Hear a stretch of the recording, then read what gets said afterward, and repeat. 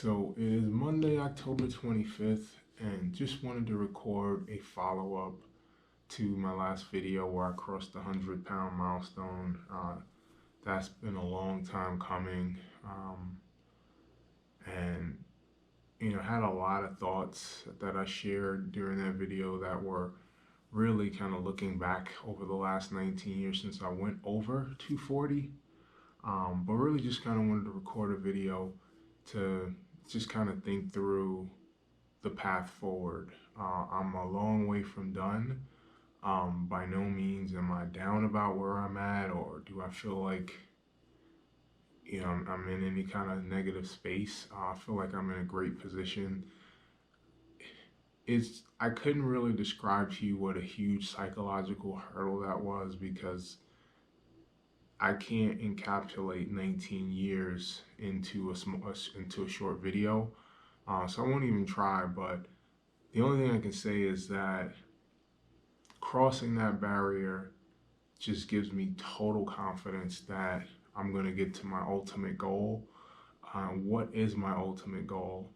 My stated goal from the start, especially as I've learned about nutrition, particularly in 2019, I got this course on nutrition from Audible, and it was a woman, Roberta. I cannot remember her last name. I referred to her in some of my older videos, like really, really older, and she really broke down what BMI was and said it wasn't just about, she did a great job of explaining how it is about weight and not just about fat, and why, people who will say bodybuilders are fit, doesn't that, I'm looking for the course.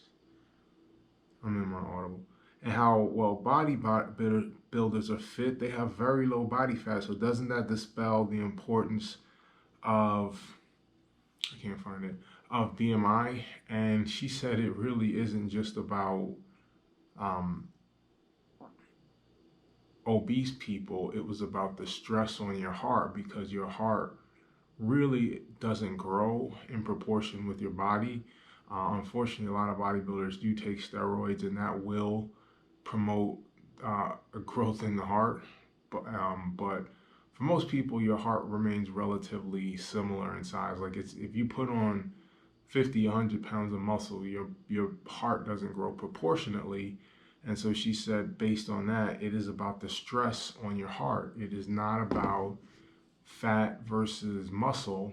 It is about the load on your heart. So I say all that to say I'm going to trust the science on BMI. And she noted how a BMI of under 25 versus where I was, which was approaching 40 when I was 340, the life expectancy changes dramatically, particularly when you're over 30. When your BMI is over 30, you are particularly at risk for a shortening of your life. So in terms of overall weight, my guide all along has been getting under 225. I'm 6'7". A BMI of 25 for someone 6'7" is 225 pounds. So in terms of weight, I'm going to work feverishly to get under that. Quite honestly, the way that the weight is moving since I really focused in that last week in July, you could basically say the first weekend in August. This the Friday, my birthday, July 25th, was on a Sunday. That Friday, I weighed like 258, 259 pounds. I went and looked at the weigh-in video from that Friday a couple weeks ago, right before the end of September. I was like either 258 or 259, and I was pretty firm in that weight. It's not like I shot up and then, sometimes I'll gain weight really quickly and it'll come off quickly. I spent the bulk of the year between 255 and 260. So if you want to essentially say I've lost 20 pounds in the last 3 months, I mean, that's about 6 pounds a month. I feel very confident that by the end of the year, I can get to 225 or pretty damn close. Right now, my goal, honestly, is 4 weeks from yesterday is the Philadelphia Marathon, and I want to get under 235 by then, and I'm going to push That's November 21st. I'm going to push at a minimum to get into the 220s by the end of the year, by Christmas Eve. I'm definitely taking off Christmas Eve to New Year's Day. But my goal for the end of the year is to get into the 220. So that's essentially another 10 pounds. So um, I think that's a very doable goal. And if I can get lower, great. But that's what I'm going to push for.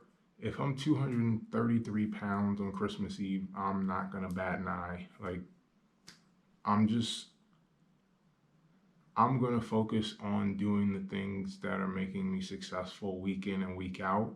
I am going to commit to continuing no cheat meals. I'm not going to do that this weekend because I do have to go out of town this weekend, and I'm going to meet up with a friend, and I know we're going to go to a sports bar and watch some football. And this is something I'm still working with and trying to balance how to manage that. But I will admit that I didn't eat so well after I crossed that milestone. I did have a cheat meal on Friday. I ate an entire pizza over the course of about 3 hours. Um, I hadn't done that since September, and I can honestly say I don't miss it. I just ate it because it was there, and I was laying there, and I was tired as hell, and I had like 4 slices when it first came, and I was like, just throw the rest of this thing out, and I left it. And an hour later, I had 2 more slices, and then Lakers game came on, and at like halftime, I finished the last 2 slices, and that's something I used to do pretty much every week last year during the pandemic. And I was still able to lose weight, but as I've gotten lighter, it's gotten more and more difficult. So I cut that out basically in late September. Um, and it's something I plan to continue. It hasn't been as difficult as I thought, but one of the things I gotta give a shout out to Bricks, and something else that Jason Fung mentioned, it's just changing your eating habits are very, very difficult. And psychologically, I just always couldn't, I had a hard time conceptualizing how can I not have any junk. And I don't know, after having no cheat meals for basically the last month and a half, there was one time where I did have essentially 2 cheat meals in a week in a 5 day period. But other than that, since my football trip, which was like the second to last weekend in no, 2 weeks before the last weekend in September. Those are the only 2 cheat meals I had before last week. I went to Nando's on Thursday, the day I recorded the video, and I mean, I didn't have like a super bad meal, but I had chicken and I had fries and I had garlic bread, which is kind of my go-to. It's a cheat meal that's not as terrible, not as bad as pizza. But then on Friday, I had an entire pizza, and my weight did go up to 247. But mind you, the weekend before it was 247. My weight tends to fluctuate quite a bit, but I definitely didn't do myself any favors eating that. I was 242 yesterday. I'm 244 now. So I may be 241 on Friday. I don't know, but I was 247 last week, Saturday, and I still got down to 239. So, my weight tends to fluctuate quite a bit. And I didn't have any cheat meals that week, which was what really pissed me off. But that Friday, I was 245. So it's not like, I came up 8 pounds like I did this week. So who knows? But the big thing is I'm going to continue to work at this. I'm going to continue to stick with no cheat meals. And I think I've, found a way to eat and to enjoy eating. I love having steak, and I'll do that, and I'll have some other stuff, but I'm just gonna stay away from the heavily processed stuff. I'm gonna stay away from the pure junk. Um, I may have a burger and fries when I watch football this Sunday, but that'll be about it. And this is a very short trip. So, I'm not going to be out and about for days at a time. It's really just one overnight. So, shouldn't be a big deal, but moving forward, I want to continue the no cheat meals. I'll balance that as I have vacations and celebrations and social events and that sort of stuff. But just in terms of last year, I conditioned myself every Friday and every Saturday. I had a cheat meal, and I was in, like, I wasn't going out because of the pandemic. You know, eating that kind of junk by myself, I guess that's kind of what I want to kind of push out of my diet. And I want to get better about eating at social places, like in social events. Like, I reached out to some of my classmates from Booth and asked them, let's get together for brunch. I'm already thinking ahead. I'll have a salad and steak and vegetables. Like, find some place that has something like that that I enjoy, especially a salad that has some kind of fruit in it with a sweet taste but isn't drenched in sugar. So I'm learning and I'm adjusting, but I need to really continue to relentlessly push a lot of these foods that I've eaten out of my diet. Friday, every time I eat like that, the first thing I think to myself is, that 340-pound version of me is still in there. It's something I touched on a few weeks ago in a video. It's always going to be there. I'll get better and better at suppressing those urges, but it's always going to be there. Those habits are still there. I can still, 100 pounds lighter, eat an entire pizza like I did when I was 340. Um, and that's the big thing. That's what makes weight loss so difficult. It is really changing as a person. It is really changing lifelong habits. And that's going to be a work in progress, like, forever.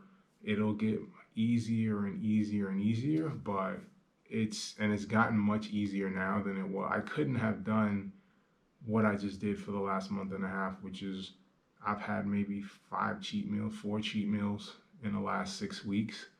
I was not able to do that last year. And so I'm recognizing that this is going to change over time, but I'm going to continue to work at it and look to get that much better every day. So in terms of my weight goal, as I said, the main goal is to get under 225, and then from there, my focus is on body composition. I'm going to really push to get my body fat under 18%. And that's going to take a significant amount of time. Like, when I say significant, like, I'm thinking that's something I'm going to be working on late into the spring, maybe early summer next year, because my body fat has not moved much. I mean, it's come down 10, 12%, but when you consider my body weight has come down from 340 to 140, that's a little under a third of my weight, and my body fat hasn't moved. And so the big thing I'm going to do is really to continue to pound it in terms of the cardio, until I get to 225. And then at that point, I'm really going to change my focus to a lot of resistance-based work. So I'm going to do a lot more lifting instead of, running 5 days a week. I'm going to change it to 4, but I'm also going to reduce the mileage significantly. Whereas, for instance, last week I ran 42 miles, but I'm training for a marathon. That included an 18-mile run, but I did 3 7-mile runs, Monday, Wednesday, and Thursday. Then I did a tempo run, a 3.1-mile run, a 5K Saturday morning, and then I did 18 yesterday. So I ran 42 miles. I'm gonna really change to shorter runs.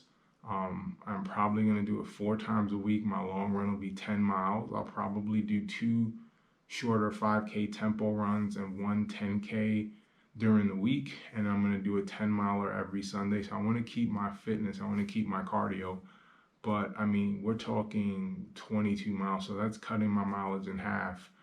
And I'm going to really focus on lifting 5 days a week, pretty much from the time the marathon ends.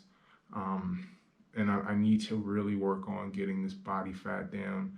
And the resistance training allows me to target certain areas. I'm going to really double down on my calisthenics. I've really fallen off with those in the last couple of weeks.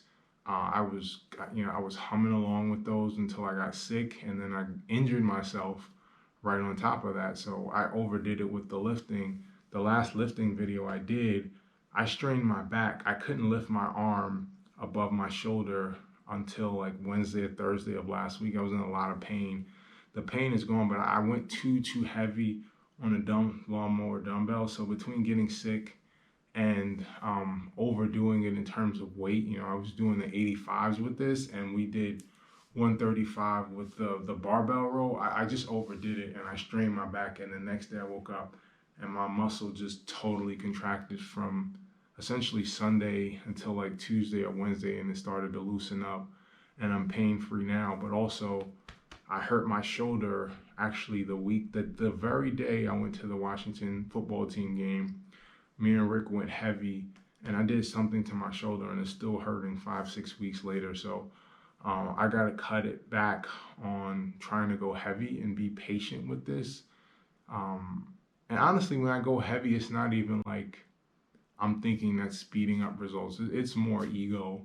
And I had set this goal in my head of wanting to bench 225 for 5 reps by Christmas. And I need to let that go and recognize that this is going to take time. But I am going to ramp up on the resistance training. I'm going to ramp up on the calisthenics.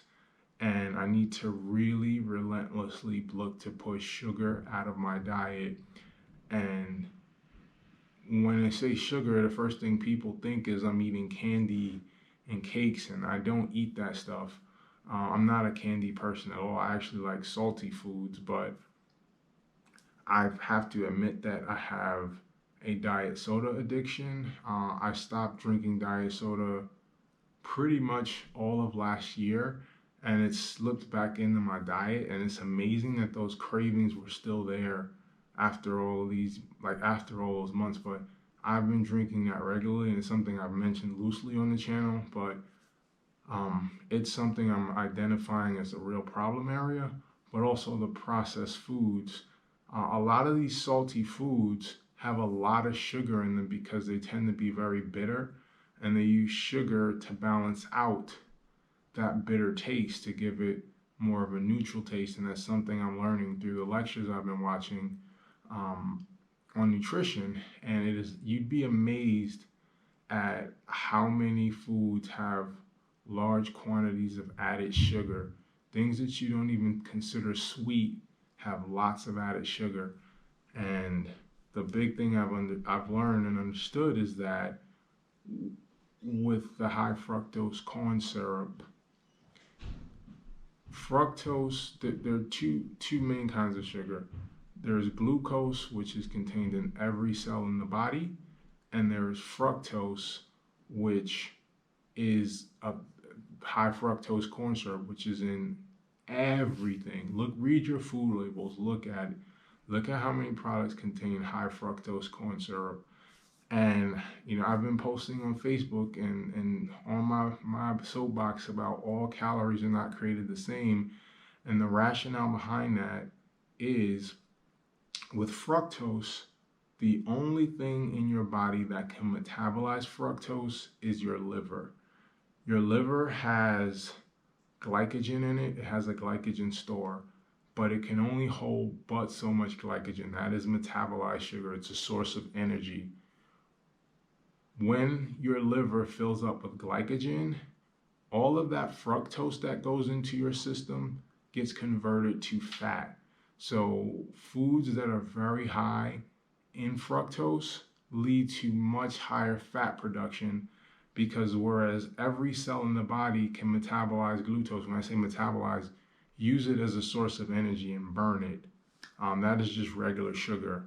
Fructose, which is a corn product, which is high fructose corn syrup, Jason Fung said in the book, The Obesity Code, fructose goes to your liver like a guided missile, and your liver only has but so much glycogen that it can store. And what's going to happen is, as people take in all of these processed foods, your body just produces more and more and more fat.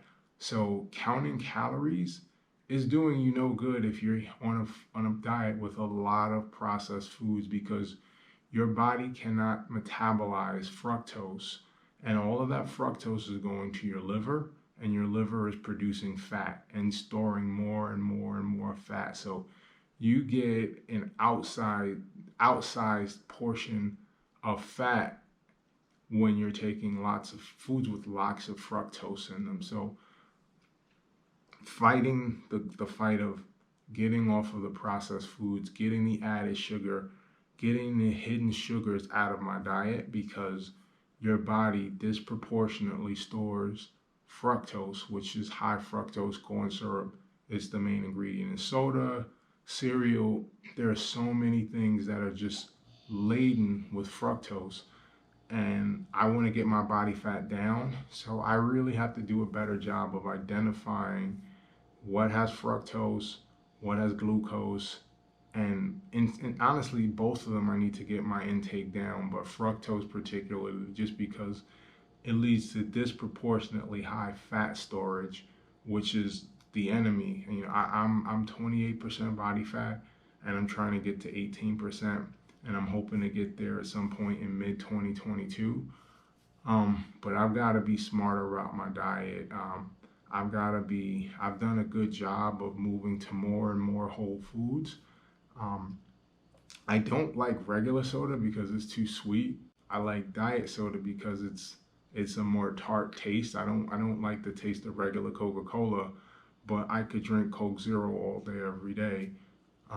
That also has an insulin response, which leads to fat storage, just because it has no calories. So I really I use calories. I think it's helpful in terms of food, but having a gauge in terms of the volume of food I'm taking in. But I need to get better and better and better about eating whole foods, about eating non-processed foods, about getting eating foods that have a very low sugar content. I need to get more comfortable eating bland foods, and I've gotten better about that, much better than I've ever been in my life. But there's still room to grow, and I need to learn to be better about my macros. So that's one of my tasks for Q4, to actually start to plan out my macros. Right now, I check my calories, and I really relentlessly push to eat whole foods. But I want to get better about pre-planning my meals and pre-planning my macros, because I want to push more in terms of getting my body fat down. And another thing, one initiative I'm doing now is cutting my eating window. So I've cut it from anywhere from 4 to 5 down to 3. So I have right now I'm eating about 3,000 calories a day. I'll have 1,000 at 12. I'll have 1,000 at either 3 or 4, and I'll have 1,000 at 7:30. To keep my blood sugars down for extended periods of time, so I don't develop this insulin resistance, which leads to higher and higher fat storage. By the end of the year, what I want to do is cut my calories to 2,500 and eat in 2 windows. I want to eat somewhere between 12 and 1, and I want to eat somewhere between 7 and 8. So I'm getting used to eating 3 times a day now, but the goal is to reduce my caloric intake, be on all whole foods, and to get to the point where I'm taking in 2,500 calories a day. So, these are really the initiatives for me moving forward. I'm going to continue to fast 2 days a week, Tuesday and Thursday. And honestly, I think I'm going to keep that up indefinitely. I don't see why I would ever stop doing that. Um, I've gotten so comfortable with it. So I'm going to continue to do that. I just don't see the purpose of stopping. And honestly, I don't want to lose the discipline of it, because it's been such a game changer for me. It has really accelerated my fitness. Um, so I want to continue to do that. So 2 days a week, I'd essentially eat once instead of twice. So I'd essentially cut out whatever meal I would have had midday. But these are the path forward for me. I've really been enjoying this series that I found. I shouldn't call it a series. There's this library of videos from the University of California, San Francisco, where this one professor who has actually spoken in front of Congress and has advocated for change in terms of food and labeling.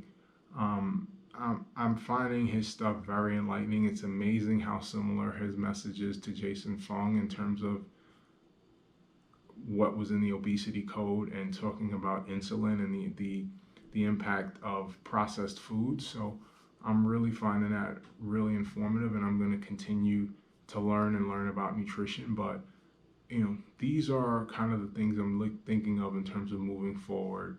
My goal January, be eating twice a day, 2,500 calories. Really be able to plan my macros.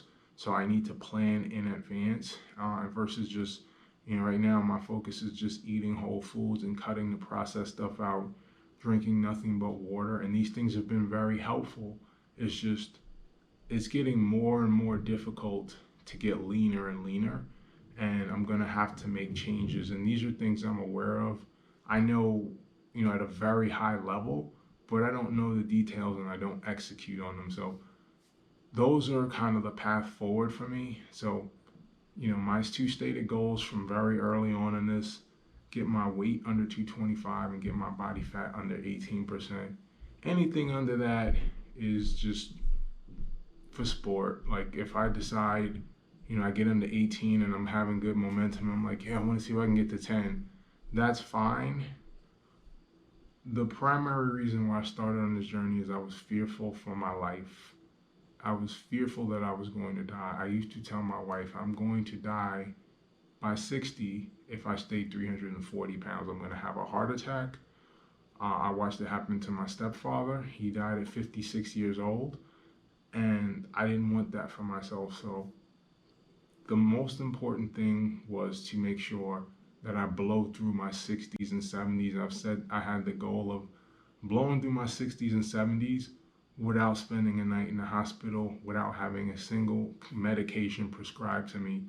And if I get under 225 and stay there and I keep my body fat under 18%, I can promise you I increase my chances exponentially of achieving that goal. I look at my daughter's face and I tell her I'm going to be at your 50th birthday party. And if I stay under 225 and under 18% body fat and drink nothing but water, I give myself a real fighting chance of doing that. I had my daughter at 40, so I need to be 90 to be at her 50th birthday party. So got a long way to go, but these are the motivations behind going through this transformation. And there's still a lot more for me to learn. There's still a lot more for me to do. So I'm going to keep learning. I'm going to keep growing. By no means am I content, but by no means am I disappointed. I feel so energized by crossing that boundary, and I feel totally confident now that I'm going to do it. It is amazing what getting on the other side of 240 has done for me mentally. I just feel like there's nothing I can't do. But just wanted to record a video. The first one on crossing that milestone, I really just reflected on, I spoke genuinely from the heart and what was going through my mind, and it was all backwards looking. Just wanted to record a video talking about what I plan to do going forward. So that's the plan moving forward. For now, Fareed Fitness signing off, and I will check in soon.